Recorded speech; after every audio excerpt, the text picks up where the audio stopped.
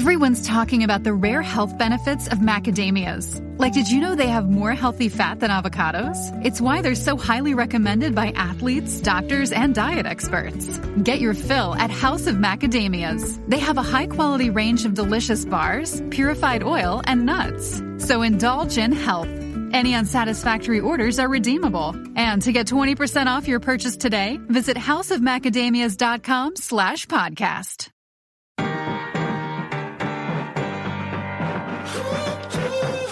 Hi, and welcome to Deep Dive with Jamie Stein, where we take a deep dive look at all things reality TV, pop culture, and the world at large. I'm an intuitive and an empath, which means I pick up on the thoughts, feelings, and energy percolating in other people and the world around me. I believe there is meaning waiting to be found at every turn if you're willing to see it. So join me as we dismantle everything from trash TV to high spiritual concepts and learn more about ourselves, each other, and how we're all connected.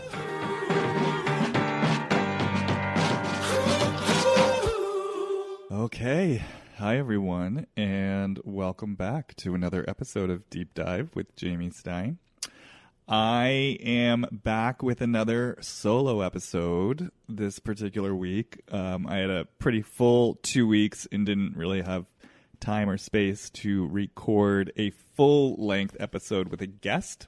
So I am here by my lonesome, and I thought that I would take this opportunity to maybe do a little bit more exploration into RHOBH. It feels like that's kind of the more interesting franchise right now. Although now we do have Potomac. That premiered this past weekend, so definitely hang on tight, because I'm sure that there's going to be a lot of Potomac material coming through. But for now, like I said, I kind of want to go back into Beverly Hills, and I thought I would start by revisiting the unconscious landscape of one Sutton Stracke. Once again, I was just very struck by how triggered Sutton got at Garcelle's birthday party. It felt like the second she saw these birthday gifts come out, something just turned in her so quickly. And God bless Sutton's little heart. She, I mean, it's why she makes a great housewife. She is like, the girl can't help herself. She just cannot stop herself from getting triggered and spinning out with her feelings and her emotions. And she's got very big reactions, and it's very difficult for her to in any way quell or modulate those reactions. So much like with Crystal and Tahoe, it just felt like something snapped in her and took her to some sort of deep historical place really quickly, and then suddenly all hell broke loose. So I just thought it would be an opportune time to check back in with Sutton, see what's going on a deeper level. So what I'm going to do is I'm just going to kind of drop into Sutton, specifically around the moment when she realizes that people have bought Garcelle birthday gifts and that she herself has not brought a gift. And I'm just going to start there and see what comes forward, and hopefully get a little insight into the machinery churning underneath Sutton's very, very charged reaction. Okay, so this is Sutton towards the revelation that people have bought birthday gifts for Garcelle. Oh, yeah. So, there's just immediately such a deep feeling of resentment, for sure, like deep resentment. And it's kind of like the voice that I'm hearing as I drop in is like, I'm the one who's supposed to be giving the gifts. Gift giving is my thing. It's my thing. And it's suddenly making me aware, as I say this, that actually Sutton does have a real relationship to giving gifts on the show. I'm thinking back now. Well, first of all, we just saw her recently give what seemed like a really generous, maybe slightly self-serving gift, housewarming gift to Erica. It was some sort of, I forget now, but she gave her some sort of really beautiful like photography book. I think it was signed. I think there were pictures of Sutton in the book, but it seemed like it was a very expensive high-end gift that she gave Erica. And then I'm thinking back to, well, first of all, I'm also thinking about just her whole Parisian lunch that she set up. And apparently I think she dropped that she spent $30,000 on it. And it was definitely very well appointed and very detailed and very thorough. To me, it kind of had that same spirit of like very deep kind of generosity, towards the other women. But it's also making me think, I think it was when they were in Italy last season, and I'm suddenly remembering that Sutton, I think, brought them all, I want to say like monogrammed high-end boots or rain boots or something like that. I remember it was a very generous gift. She tends to bring what I would describe as thoughtful, expensive gifts. And as I'm saying this, like her relationship to these gifts does feel very deep. It's sort of like, it's almost like she's proving something through the gifts, if I had to say it. It's like, let me just follow this for a moment. Yeah, it's not exactly like I'm buying your friendship, but to me there is this charge in it of like, see, I am worthwhile. I am worthwhile. Like, I'm the one who does this thing. Like, there's this pride in it. There's this pride in, it feels very much like this domain, like this self-proclaimed domain of hers. Like, this is that thing I do. I'm the one who gives these really great, beautiful gifts. And I feel like for Sutton, it proves something about me. It proves something about me. I'm not some weird little misfit. I'm not some weirdo outsider. I'm not someone you can just dismiss. I'm not someone who's all about myself. I give these really thoughtful gifts. That's what I do. It's like there's this real source of pride in her around the gifts. And it's interesting because it has a few different flavors to me for Sutton.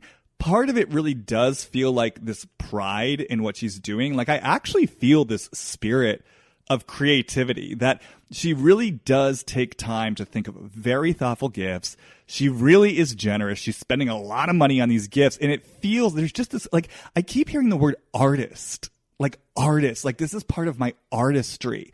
And it's almost making me feel like Sutton is someone who has a really deep and rich creative spirit. Like, it's making me think of, for example, the movie The Phantom Thread and Daniel Day-Lewis's character and how he was such a perfectionist and he was such a diva, but his attention to detail and his attention to craftsmanship and the finer things, in life, at least as it relates to couture, is like what made him a genius. And it's almost this feeling for Sutton, if I kind of keep going with this, that she is someone who actually really does have like an artist's sensibility and temperament and attention to detail.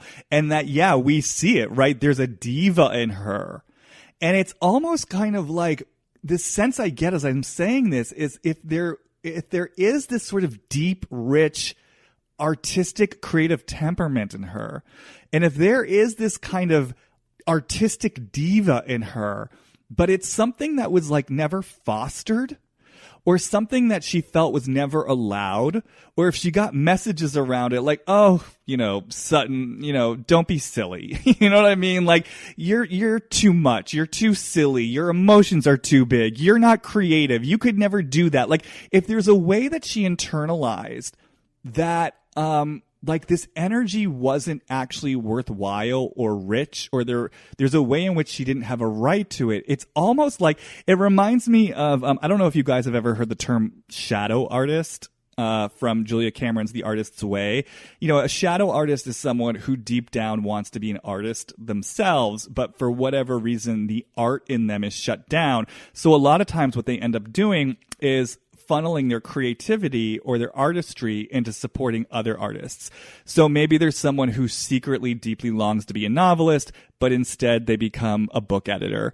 Or maybe someone secretly longs to be an actor, but instead they become an acting coach. And it's like that powerful creative energy in them, rather than channeling it and funneling it into their own creative vision and their own creative dreams, it instead goes towards supporting others' art. And in a way, it's a creative outlet because the energy gets to move. But in another way, it kind of feels like self-betrayal because they're not honoring their own creative impulses.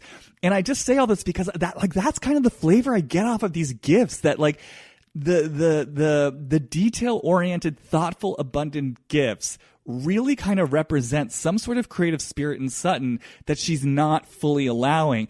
And it's interesting because as I say this, I am aware that, you know, she does have this store, right? And that store feels very much in line with the gift giving. I mean, it's high-end merchandise. And when I do, like see and experience Sutton in relationship to the store, I mean, she really seems to take pride in it. And it doesn't just seem like, for example, Kyle by Aileen 2. It doesn't just seem like some sort of vanity project where her name's slapped on it and she's just kind of buying things that she thinks are cute. Like, you really do get the sense that Sutton's kind of heart and soul is in this, much like, again, the Parisian lunch. But what's interesting is that I believe Sutton didn't open this store. I think she opened it after her divorce. And I'm just thinking now of her taking that car for a test drive and being so proud of herself because it's the first time that she's ever bought a car for herself. And I just bring that up because to me, it just speaks to this place in Sutton that feels like it's always kind of been infantilized and that she's never really had a sense of being her own woman and stepping strongly into her own adult voice as a woman. So it's almost like, even though, yes, she does have this store that I do feel like is an expression of her creative self, I still sit here and wonder, like, how much does Sutton really own her creative power?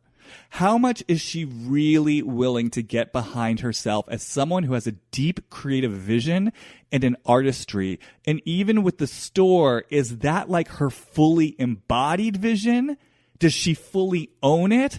Or is it something else, kind of like with the car, where she's like, oh, like this is the first thing I've ever done for myself, and maybe there's a way in which she's actually really timid with it, or much more timid than her soul truly wants to be.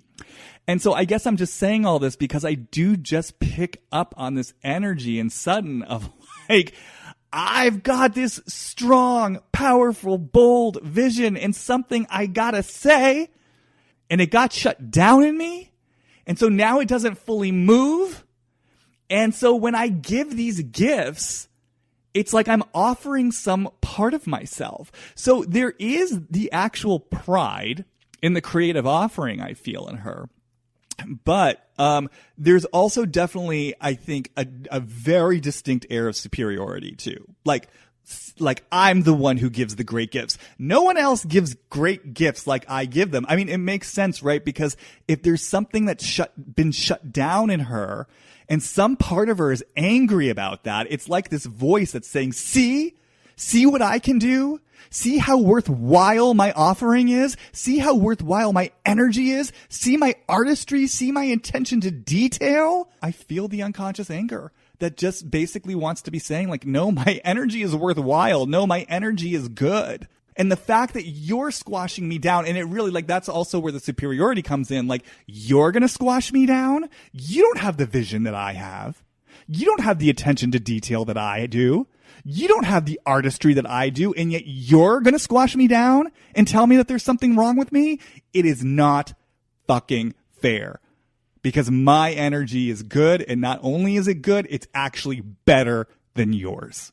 So giving gifts, giving great gifts, that is the thing that I do. And so that it's just interesting. I mean, it feels so alive and true to me.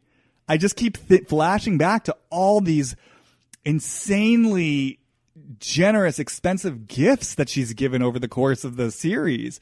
And it really does feel like it just has that charge to it of like, look at what I can actually do.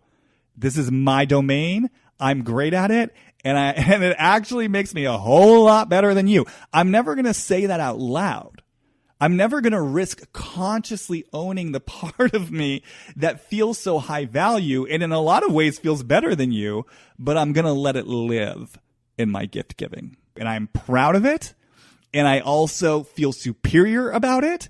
And so, yeah, now when I'm in this situation, right, where it's like I'm looking around and suddenly gifts are being given and I'm not here to give my superior gifts. It's just like, oh boy, it's just this voice. It's just like, I'm the one who's supposed to be giving the gifts, not you. This is my thing. This is how I prove my worth. And the fact that now other people are giving gifts and I don't get to give my gift, it's bringing me back to this original place where I feel like something in me got shut down. Something in me was unseen. Something in me was unheard. And I'm kind of left in this corner, sort of feeling invisible by myself. I'm not some silly little weirdo who you can dismiss and not take seriously. I've got something to offer. I've got something to offer here. And I'm also just so aware there's something too about like being on the show. You know, I mean, I've felt this since last season that there's something with Sutton about sort of proving her worth as far as being a member of this cast. I'm also very aware that last season she was a friend of. I believe I heard something, you know, around she came back and, you know, she didn't know if she was going to be a friend of or she was going to be a full-time housewife, which to me is just interesting from a pattern perspective. Because anyone who kind of follows what I do, you know, I'm always looking at the deeper patterns of things. And I think that we're constantly bringing to ourselves situations and circumstances that reflect patterns that already live in us. So to me, as someone who's always been aware of Sutton as someone who feels like an outsider, it's always been so interesting to me that here she is on this show. She's originally supposed to be a full-time cast member, and then she gets relegated to friend of. And now here she is in her second season, and there's kind of this question in the air of like, are you going to be in or are you going to be out? There's always that relationship to what it means to be an outsider for Sutton. So here she is kind of in that conversation already in the context of the show. And then here's this birthday gift, and now she's having to watch the other women give these really great, generous gifts while she kind of feels stymied and on the outside once again. Now, having said all that, of course, there's an additional wrinkle, right? Which is not only did Sutton not bring a gift, and not only is she feeling shut down in this place of kind of shadow, vicarious, creative energy and offering, but what's like the worst possible permutation of that? It's the fact that Crystal is one of the women giving Garcelle a gift. And not only that, like I've really got to point out here, the gift was a slam dunk. This wasn't just like a bottle of wine. Like Garcelle was clearly so moved by the gift. It was a thoughtful gift. It was an expensive gift. It was a gift. It was this beautiful ring that Garcelle had been eyeing. She lit up when she saw it. Like, to me, this is all kind of confirmation of what's coming through me around, like, I think Sutton really sort of feels domain over generous, thoughtful, abundant gifts. So here is such a gift. And it is in part being offered by Crystal. So I just want to drop in now and really feel into what comes up for Sutton when she sees that Crystal is the one, or at least one of the ones, presenting Garcelle with this really thoughtful, abundant gift.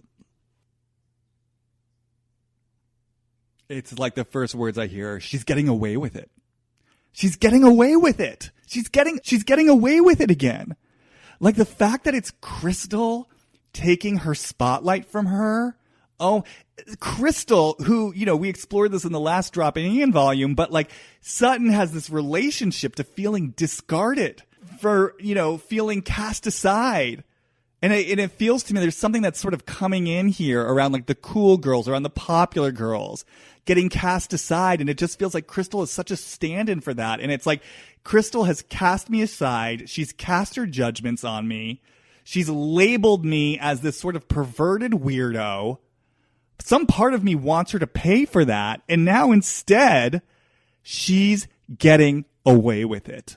And it just feels it's so not fair. It's so not fair that you get to be this cool, popular girl who breezes through life. You get everything you want. You push me aside. You push me in the shadows. And now you get to take the spotlight with the gift giving. You get to take that away from me as well. It's not fair that you get away with this. If Sutton's coming from this place where she felt her true spirit didn't get seen and she got cast aside, and then she's finding these little covert ways to let her spirit live as a shadow artist, in this case through really sort of detail-oriented gift giving. And then Crystal comes in representing that cool popular girl who cast her aside in the first place.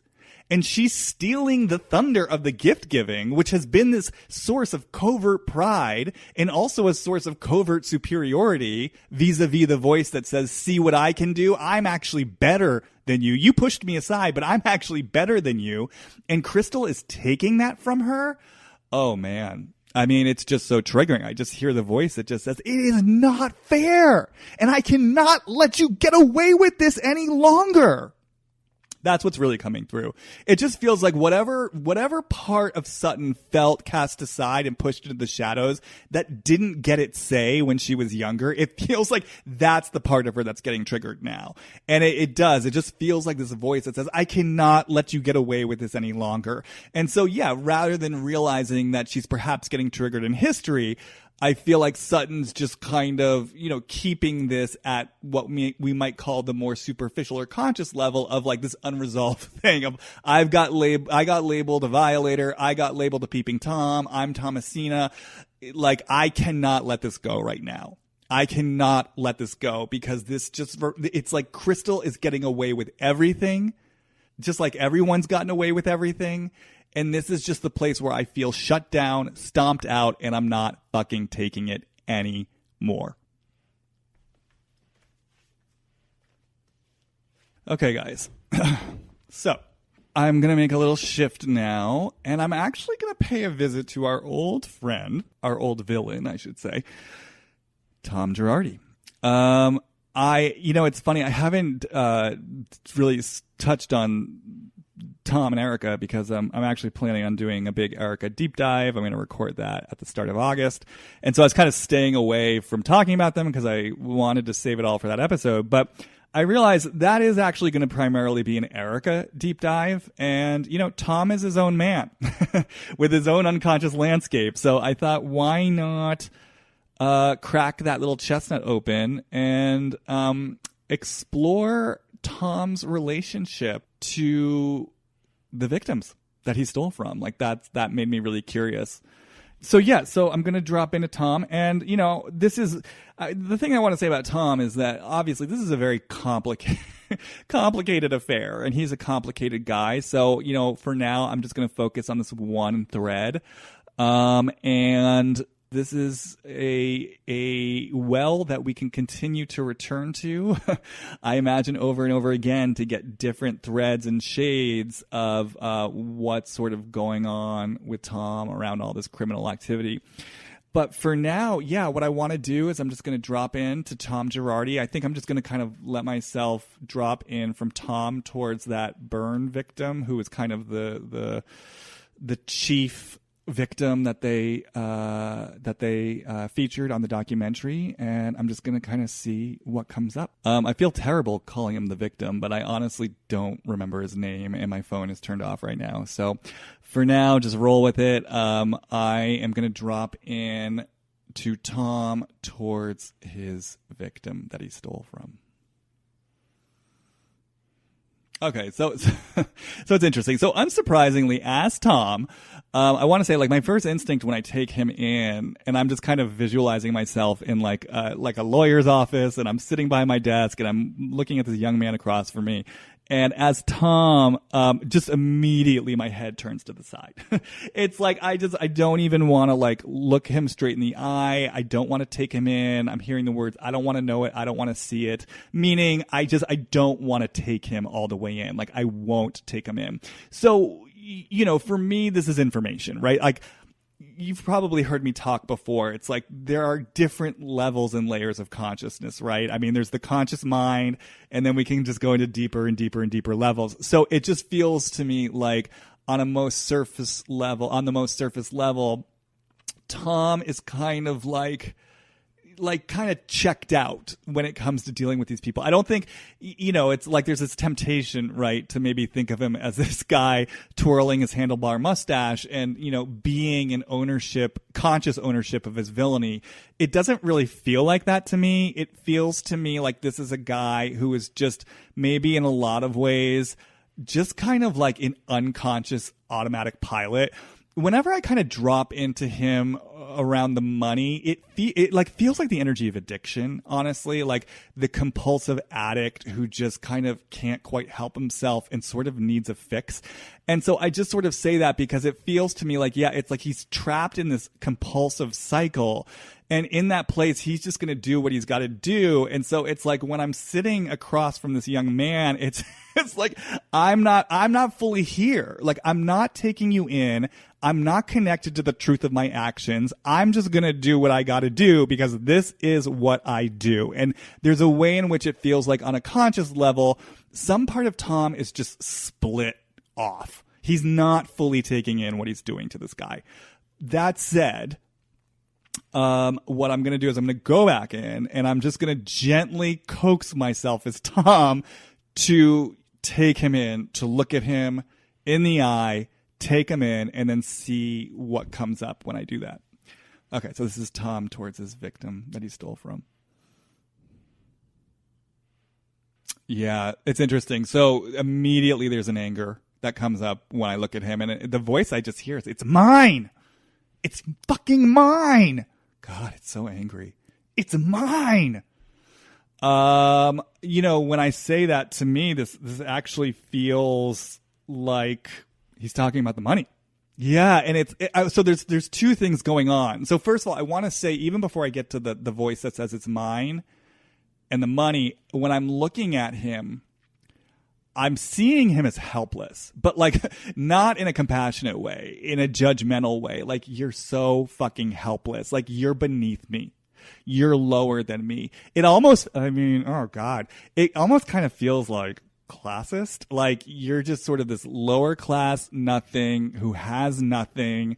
You're fucking helpless. Like, you're pathetic. Like, there's something to Tom about seeing these people's helplessness that feels pathetic. Now, I do want to say, in saying that, it immediately sort of gets my own mind turning about, where does Tom feel helpless inside of himself? And I have to imagine that his own relationship to the ways and the places that he's felt less than, or he's felt helpless, he judges as pathetic in some way.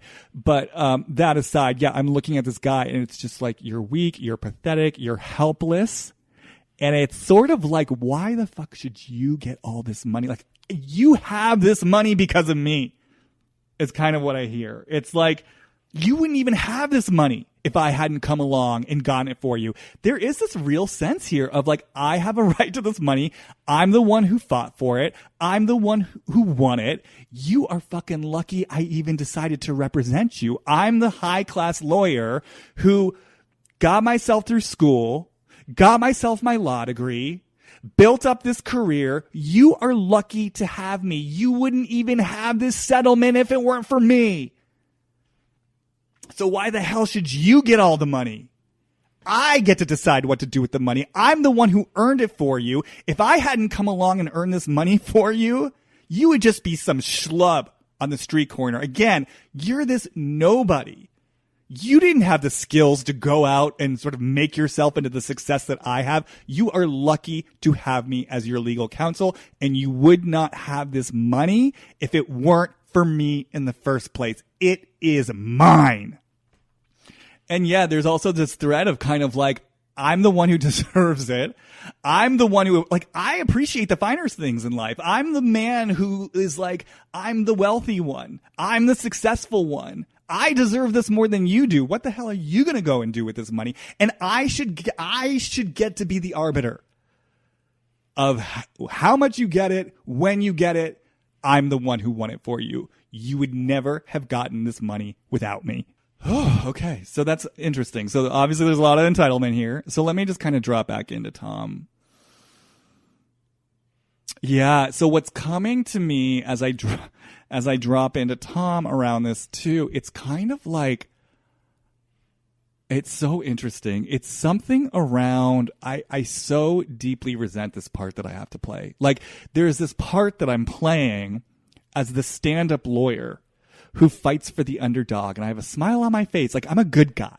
I'm a good guy. I mean, it's interesting. He even said that in the documentary. Like, didn't he say at one point in a voicemail, like, I'm a good guy? There's something here around having to play the part of the good guy, the good lawyer, the good boy. You're such a good boy, Tom. That's the voice I hear. You're such a good little boy, Tom. And there's something about him that feels enraging to me as Tom. Like, there's self-betrayal here. Like, I'm betraying some part of myself by playing the part of the good boy who wins money for other fucking people. It feels like I'm betraying something in me. There's something in me that's pissed off. I don't want to be the good boy. And if I fucking earn this money, I want to be able to spend it how I want to spend it. It's mine. Wow, it's really interesting. I don't know anything about Tom and his upbringing. So what I'm about to say, please understand, this isn't like a psychic intuition or anything like that. It's more just an illustrative example. But it's like the vibe that I get if I had to kind of like write a story around it is something like, you know, this kid who had to like support his family or support his mom. I kind of keep coming back to the energy of mom. It's like, I have to be a good boy, Tom, and go out there and like earn for your mother. And I just get this sense of like this really sort of overpowering, smothering, maybe female force in his life that's telling him to be a good boy, to be a good son, to go do what he needs to do to support mom and to support the family. And as Tom, it doesn't feel good. And I don't have room for my rage. I don't have room for the parts of me that want to say no. I don't have room for like the parts of me that hate. I've got to be this good boy, and I'm going out there and I'm earning money for mom and for the family, and this is what I do. And it's almost like there's this secret rebellion wants to happen. It's almost like I could imagine, again, this is a fictitious story. I'm not saying this necessarily actually happened. It's an illustrative example of the quality of the energy I feel in this, but it's almost like if we were to go with that, Tom, you know, out there working 3 jobs to support his mom or to support his family, it's almost like he gets his paycheck and he takes $15 of it for himself. This is mine. Like, I'm not just handing this all over to you. I'm not here just to earn money for all of you. Like, you won't let me have my say. I'm taking what's mine.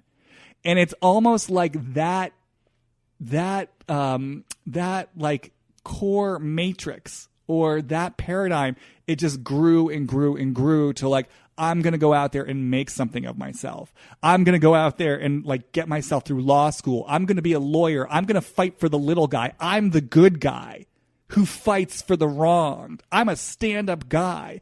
But deep down, it just feels like such a sense of betrayal to myself. And so I want to rebel. I want to take what's mine. I want to be able to spend what's mine, and I want to keep what's mine.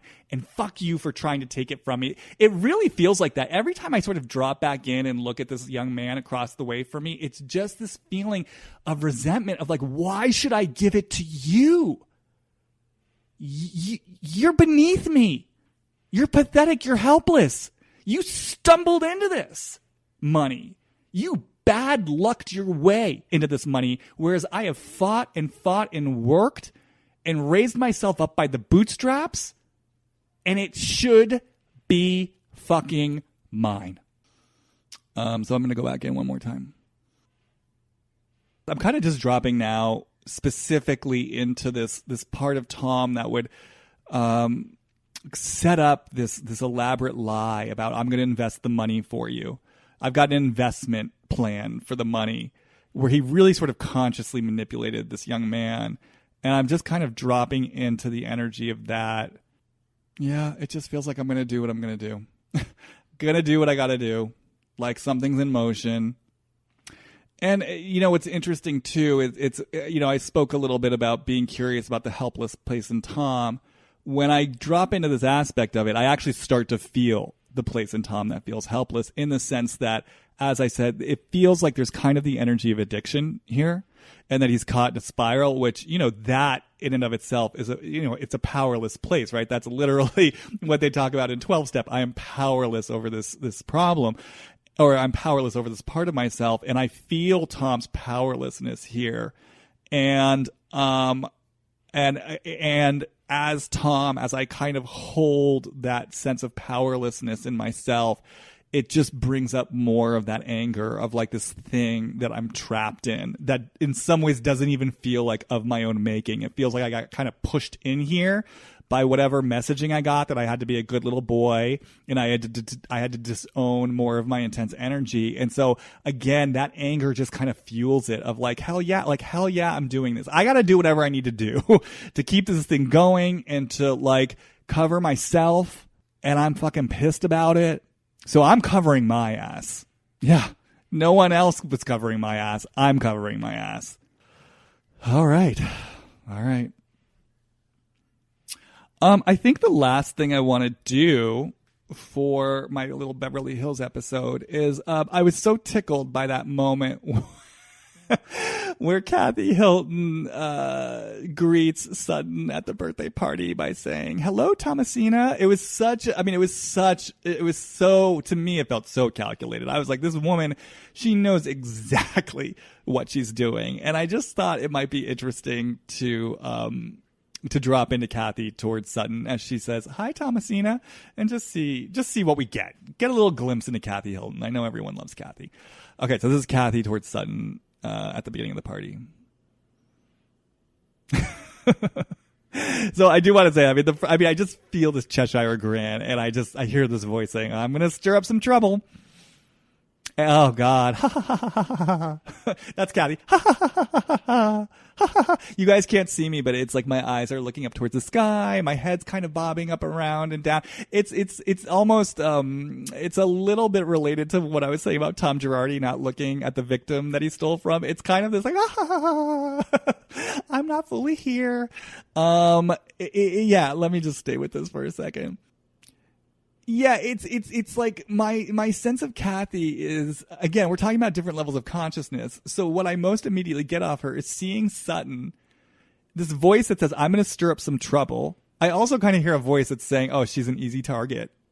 I'm lobbing this bomb or this little grenade, and then it's like hit and run. That's what it feels like, hit and run. Lobbing the grenade, and then like, I'm Kooky Kathy. And I just feel like all my energy just kind of like rising up to my head. I feel totally disembodied. And it's almost like, as Kathy, I sense this like cyclone all around me, all around like in the other women, all around the world around me. And it's like, there's just a way in which I'm just rising above the cyclone. It's almost like I'm floating above the cyclone, looking to the sky. What? Who, me? Oh no, I was just joking, darling. Thomasina, it's a cute little nickname. It's like I'm just not dealing with anything. And I'm kind of in my own little world where I get to kind of like poke, and I get to prod, and then I get to hit and run. And I'm going to kind of avoid the whole bloody aftermath. Yeah, as Kathy, it just kind of feels like I like to stir up trouble. That's really what it is. I mean, it reminds me of like the way that Kathy kind of lobbed a doogie out there towards Kyle. It feels like I'm a troublemaker. It feels like I get a lot of mileage and delicious fun out of stirring up trouble. And it feels like I've got this really amazing way of stirring it up. But then, like I said, just kind of hitting and running. I'm out of there. And I've got this kind of kooky persona that I kind of am able to conveniently hide behind So no one can ever really accuse me of being such a troublemaker. It's like, I want to say as Kathy, like the words that are coming to me, like I learned my craft really well. I learned from the best is what I'm hearing from Kathy. I learned from the best. I learned it really well. I know how to stir up shit. There's a pleasure and a charge I get out of it. I feel powerful here. I definitely get a lot of negative pleasure here, and you're never going to catch me doing it. So I'm always going to get away with it. And then you're never going to have a chance to kind of peg me down and sort of force me to deal with whatever this cyclone is out there. I just get to kind of stay lost in my little negative pleasure. And it feels so good to be disconnected from the cyclone. And it also just feels so good to get in my little jabs, stir up my trouble, have my fun, take it out on people, and never get fucking nailed for it. All right, you guys, we could probably go deeper into Kathy, but I'm tired. I feel like that one level of consciousness is enough for now, and maybe this is something we can revisit. I hope you enjoyed this episode. There's some great stuff coming up. Gonna do a little Sonia Morgan soon. Gonna get into Erica Jane soon. I'm excited about all of it. So as always, guys, thank you so much for being here. I love your engagement. It means the world to me. And I will see you next time. Bye.